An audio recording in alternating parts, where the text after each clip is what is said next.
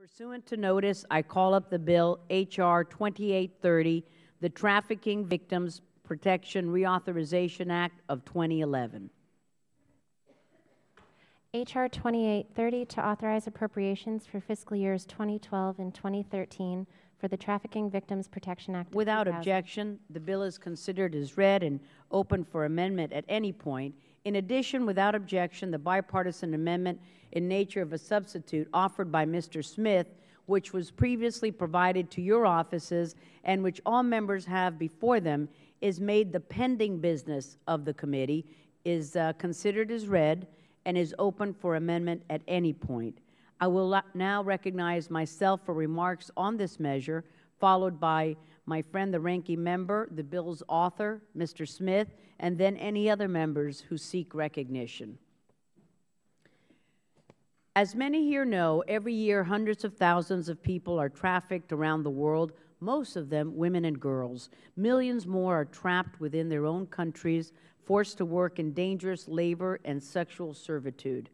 This form of modern-day slavery is an affront to human dignity, as well as a major source of revenue for international criminal syndicates. The scourge is not limited to a particular geographic region or only to developing countries.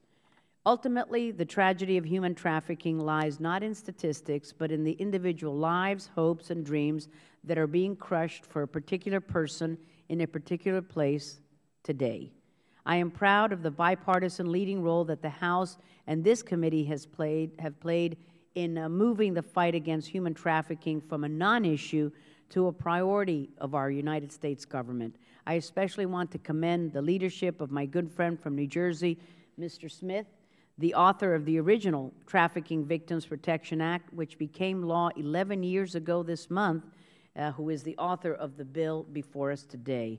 I also want to recognize the long-standing efforts of the ranking member, Mr. Berman, with whom we worked on the last enacted reauthorization bill, the William Wilberforce Trafficking Victims Protection Reauthorization Act, which he introduced in 2008. We can take some solace in the fact that these efforts have dramatically raised the international profile of this slavery and have prompted a number of countries to pass their own anti-trafficking statutes. There has also been a rise in the number of international prosecutions for trafficking, over 6,000 last year, leading to over 3,600 convictions. But so much more remains to be done.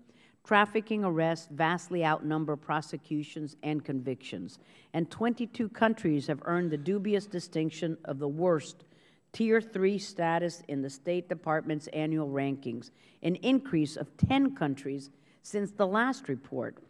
This means that those countries, which include the perennial rogues such as Iran, Cuba, and North Korea, are not trying to meet even the most basic anti-trafficking standards.